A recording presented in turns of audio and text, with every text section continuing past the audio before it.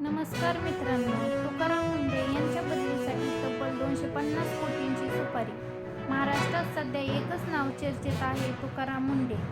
FDI आयुक्त म्हणून भेसळखोर, drugs mafia आणि नियम तोडणाऱ्यावर त्यांनी धडक कारवाई सुरू केली आहे. दरम्यान विधानसभेमध्ये एक धक्कादायक आरोप समोर आला आहे.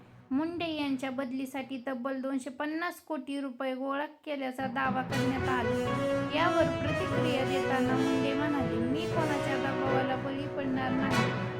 कायदा आपले काम करेल. तसेच त्यांच्यासाठी परभणीतले पालक सचिवपदही अतिरिक्त जबाबदाऱ्या काढून घेण्यात आल्या आहेत. मात्र ते अजूनही एफडीआय आयुक्त पदावर कार्य करत आहेत.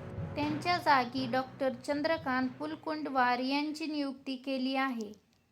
मित्रांनो, या प्रकरणाबद्दल तुमचं मत काय आहे? कमेंट करून नक्की सांगा. अशाच महत्त्वाच्या माहितीसाठी चॅनल